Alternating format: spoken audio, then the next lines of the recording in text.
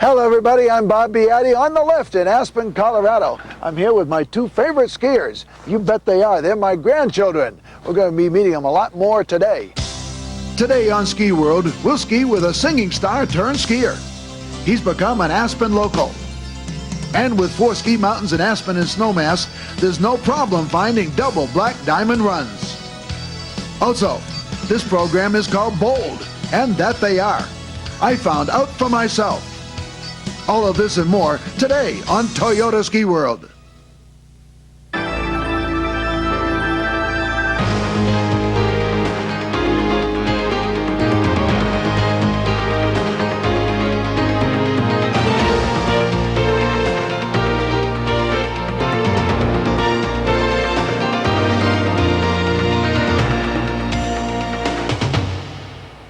We're on top of Aspen Mountain. I'm with a very good skiing friend of mine, but you may know him as an entertainer.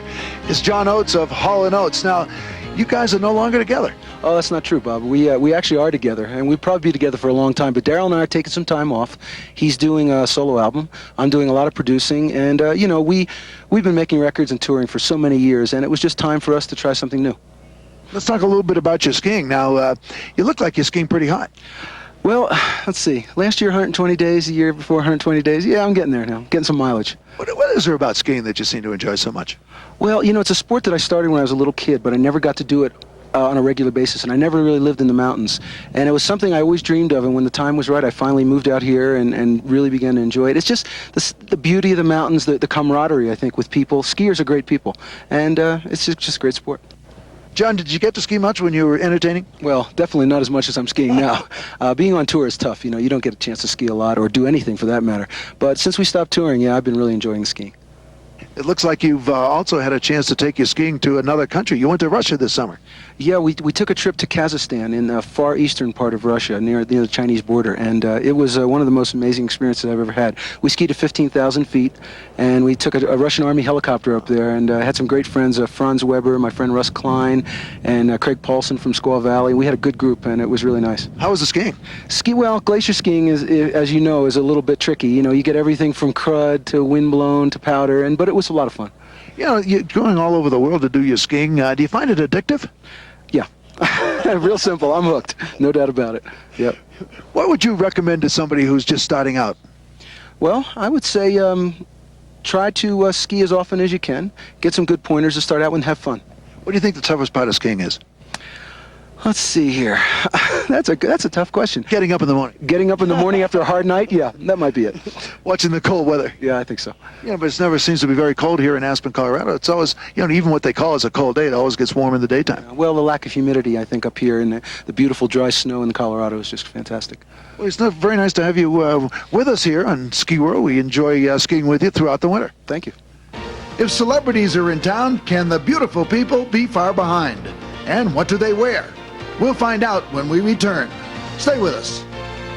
Toyota Ski World is being brought to you by Toyota, makers of the exciting all-new Celica. Watch out, it's here. By Visa, it's everywhere you want to be.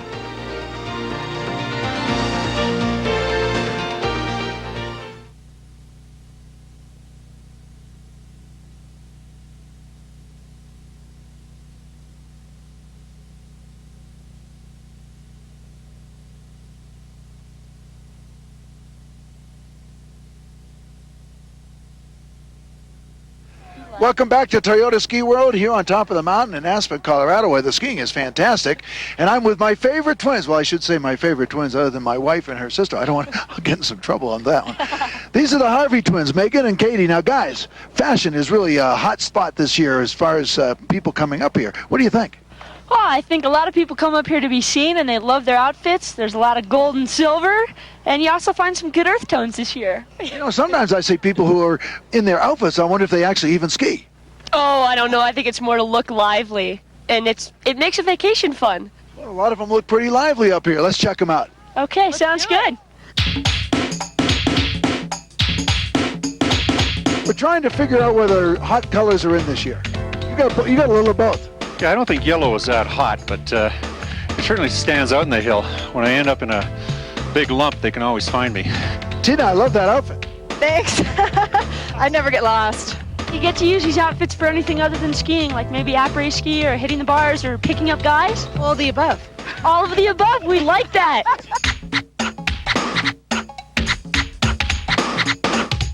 I found two people who are just about to get married. You're getting married right here on top of the mountain right now? Right now.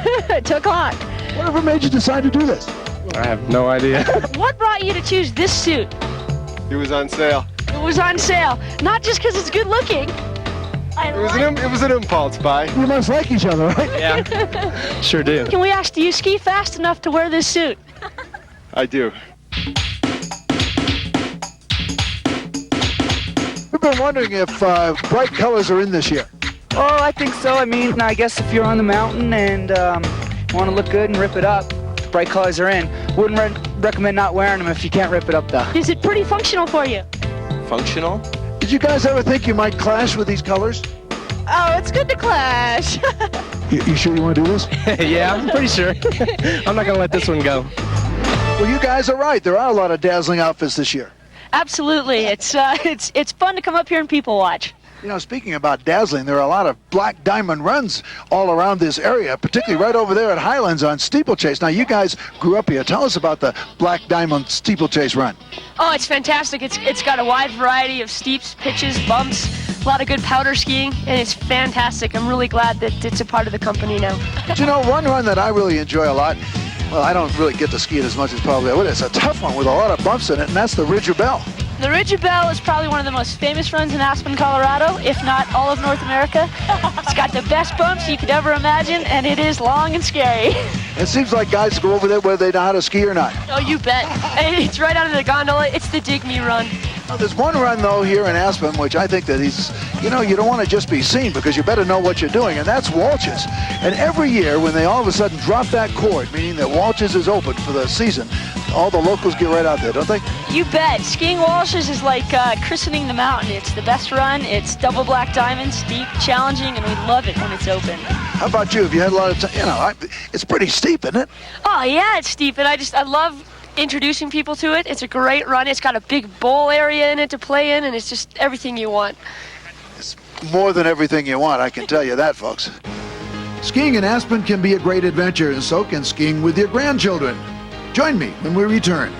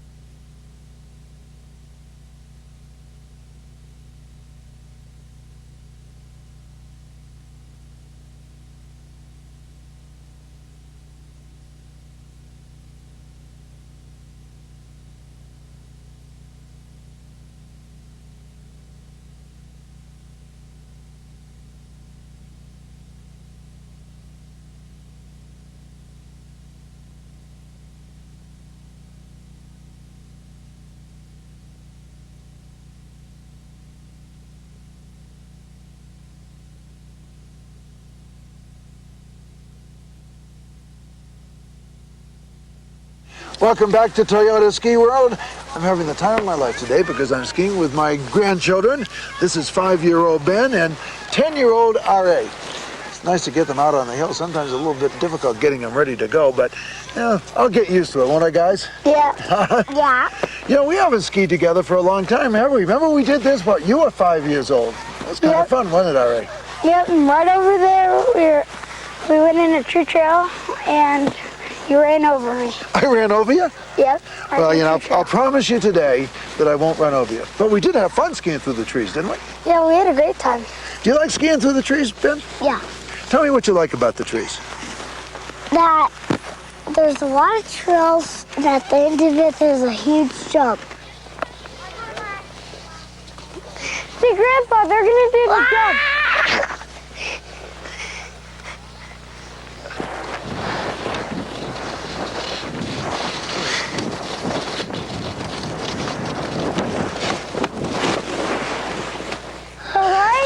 skiing for quite a while. Do you remember how old you were when you started? You're 5 now. You probably don't even remember, do you? When I was 4, I started to be pretty good. When I was 3, I fell down a lot. You fell down a lot when you were 3? Well, I'm not so young, and I fall down a lot, too. Do you ever fall down, Ari? Yeah, I fall down sometimes. Yeah. Ow.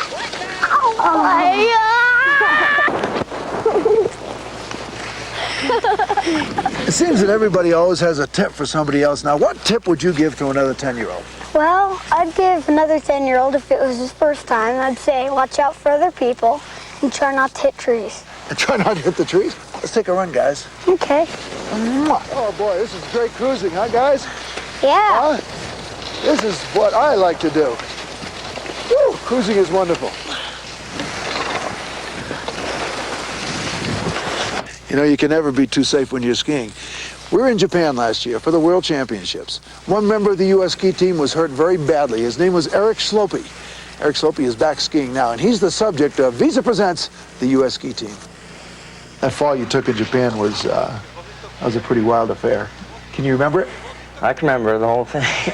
I've seen it enough times on TV that I can remember it fine. But yeah, I didn't get knocked out or anything, but I remember I can remember flying in there, I can remember landing, and remembering that it hurt a lot, so, and I don't want to do it again. How does something like that affect your ski racing? Is it mentally? Is it something you just have to wipe out? Yeah, I think everybody's different. For me, I know that it's not a problem. I know that I just have to go up there and work on what I did wrong that time, and I'll be fine. I have no problem with going fast or catching their time. It's not a problem, but I know what I have to work on. What got you into ski racing? I think that when I was 4 or 5, there was pee-wee races at Kissing Bridge. That's where I grew up, and just got interested in it. What state's that in? That's in New York, right outside of Buffalo. And just thought it looked really fun. My dad was a ski instructor. My mom and dad were ski instructors, and I just thought it looked great. It's just like a tradition. You grow up every weekend or every day. You go up and ski, and you grow up. You start out with all the other families having picnics and just making it sort of a family gathering with other families. And if you really love it, you stick with it. What else are you doing for fun? I mean, I know ski racing is fun, but off ski racing. I like to do sports. I'm an athlete, so I like to go out and play tennis or ride my mountain bike, motorcycle, anything. I love the water. Just being outside is great. The winter coming up, what are your goals? We're all young. U.S. ski team's a young team, and I think it's going to be great in a couple of years. Maybe even this year. We've got some experience now, and I think we just need to get a little bit older, and we're going to be great. What a comeback by Eric Slopey, and I'll tell you, he's going to be a great ski racer for the U.S. ski team. There's one story that I have to share with you. It's a great one as far as ski racing is concerned. In a downhill held in Italy not too long ago, Mark Girardelli from Luxembourg is at the bottom of the hill in first place. Number 66 is standing at the top. Now, these are usually when the guys who can hardly get down the mountain are coming. This fellow, Fozer from Luxembourg, comes down the mountain, but all of a sudden the wind quit blowing up the hill. So he had free wind, and he won the event. And I can tell you that Girardelli was already doing the winter interview, and the look on his face must have been absolutely fantastic. Well, it doesn't happen very often, but it is an interesting one. Something I've been wondering many years, when will this ever happen? Well, the wind stopped blowing. When we come back, a man who won't be racing in the Olympic Games, but hasn't missed a thing when it comes to the thrill of skiing. Stay with us.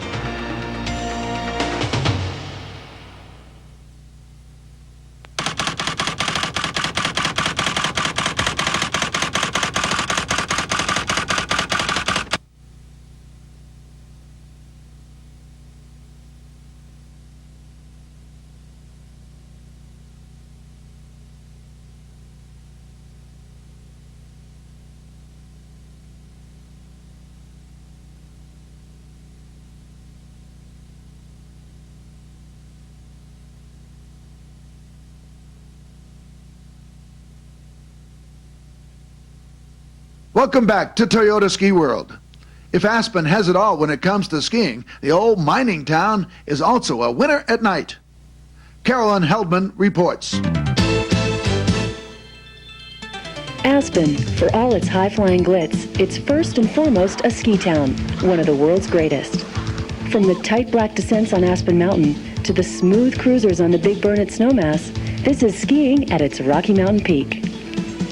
People from all over the world flock here to ski the Deep Powder and to be part of the Aspen scene. But what's up when skiers come down the mountain at the end of a crisp Colorado day? Aspen's 100 restaurants and bars offer après ski heaven. And while the peppermint schnapps is still cold, Aspenites begin thinking of which of 10 different international cuisines to choose from at Aspen's famous restaurants. Here's a few of our favorites. One of the famous dishes here, it's the bolo farfalle, which is chicken and fried off in a little butter here. It's one of the favorites at the Mother Lode. I come to the Mother Lode, kind of goes back a long time. I first came here in 1976, and I proposed to my wife here at the Mother Lode. And every time we come back to Aspen, we make this a spot that we can always stop and have just a wonderful dinner sitting here by the fireplace. It's our favorite place to go. Back in the 70s, Aspen was known as Fat City, but upscale dining had already arrived with Abatoni's, a gourmet Italian restaurant. Well, really, this is the first restaurant that brought quality food into this town. We feel that we have a heart in doing the right thing and cooking the right food and selecting all kinds of specials for them.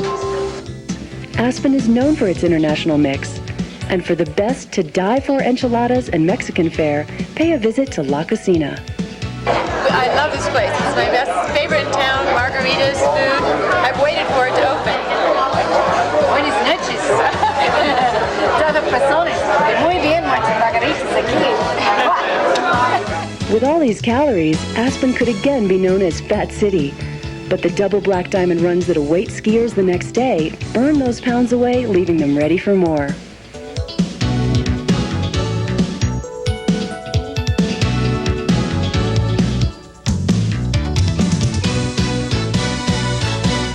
If you're in Aspen, Colorado, and you want to save a little bit of money, don't want to spend that much money for dinner, you might want to try the popcorn wagon. Recently, I had a chance to have an experience that I will long remember. There's a program here called BOLD. It's for blind skiers. I think you'll enjoy it. BOLD stands for Blind Outdoor Leisure Development. It is a non-profit organization started in Aspen 25 years ago. Volunteers work with visually impaired skiers. Laura Grinstead met Mark Hooley in this program. They were married last year.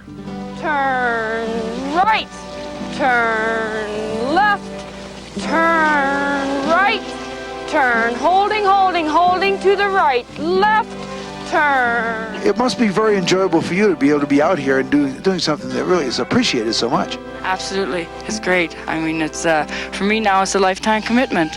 I started in 11 years ago, and it'll be, as long as I can ski, I'll be skiing with the blind, always.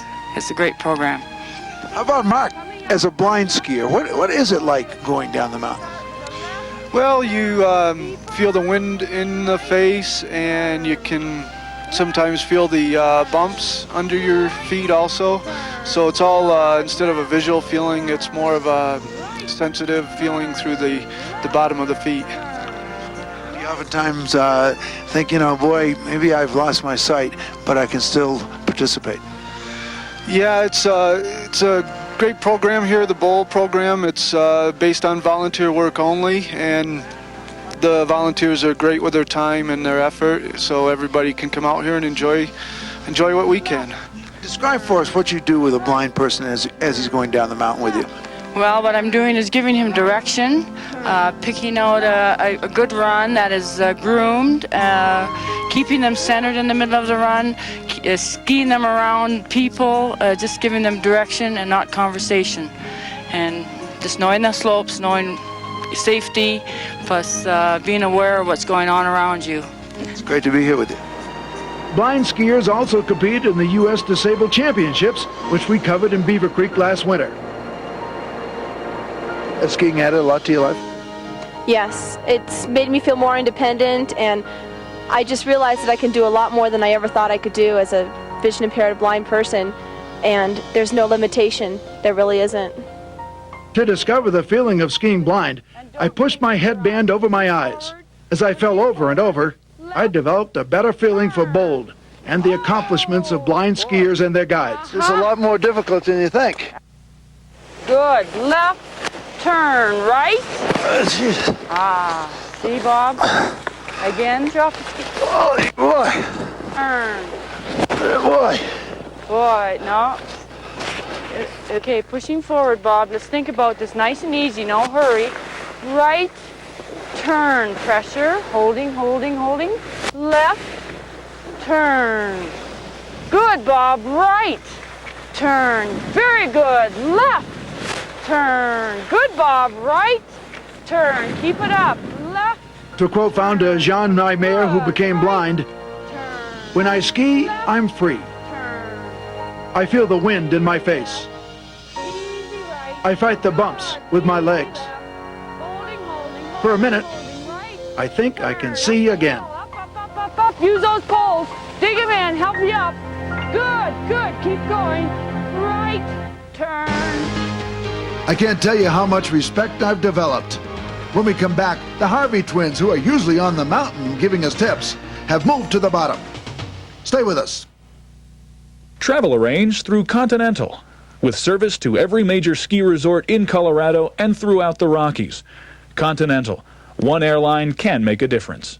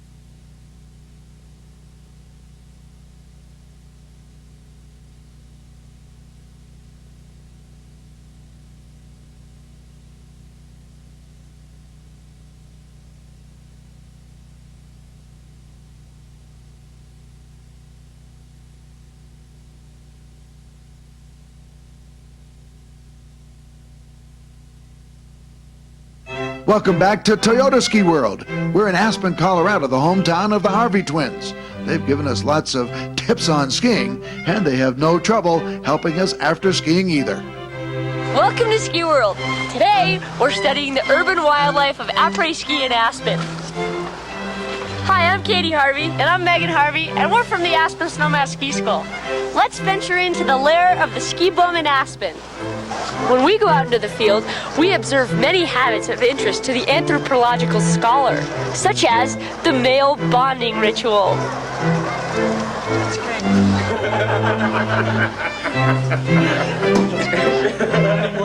When women are involved, we observe many strange courtship rituals. When women gather in packs, otherwise known as a pride, we tend to see a lot of preening activity. Not much different from what the peacock does. Especially in places like Aspen, we see many examples of fine plumage.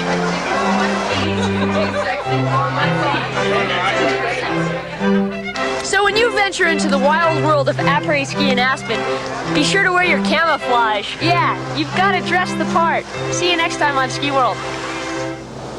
Boy, I don't know about everybody else, but for me, after-ski fun is being here in the jacuzzi at the Little Nell Hotel. They have good after-ski fun inside, but oh, this is relaxing. Hey, guys. Well, hi, Bob. Hi, Bob. You two are everywhere. We follow you. I mean, what is this? You just, after-ski fun is everything. Oh, yeah. You get to go to the bar and then the jacuzzi. This is the best way to relax. But, you know, it does make skiing a lot more fun, doesn't it? It does. Gets those muscles ready for the next day. You know, every time I see people who watch our program, they say, how do I tell the Harvey twins apart? Okay, now, we're just Megan. Are you Megan? No, I'm Katie. You're Katie. No, you're Katie. Yeah, I'm Megan. Oh, my. How do I tell you apart? Well, A common way is to read our name tags when we're working. Yeah, We do but wear wait a name minute, hold tags. it. Oh, I'm not going to try this. You do have a name tag, right? Yeah, not now.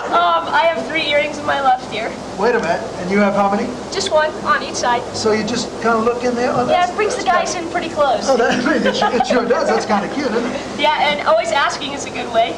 Well, you know, next week we're going to be in Vail, Colorado. Will you be over there with me? Oh, well, you might just be surprised. You never Okay, know. we'll see if they have a jacuzzi over there. That's it for Ski World for this week, folks. Goodbye, everybody. See you next week. Man doesn't know where the changing wind goes when it's blowing his feelings around. Like home in his mind, out of place, out of time, like a vision, unseen and unfound. A man can't recall when he first learned to fall, or the time when he learned how to climb. But the dream is the thing, it's his anchor and wings, both his soul and the flame in his eyes. Oh, the wisdom is reaching far beyond what you see, and the triumph is seeking all the best you can be. So delight in the journey with the struggle it seems, while the spirit is learning that we rise with our dreams. Toyota Ski World has been brought to you by Toyota and their full line of quality cars and trucks. Toyota, I love what you do for me. By Visa, it's everywhere you want to be. And by Sprint, we've got everything you need, local, long distance, and cellular, to let you be there now. Toyota Ski World is a presentation of ESPN in association with Worldwide Ski Corporation. Oh, the wisdom is reaching far beyond what you see, and the triumph is seen.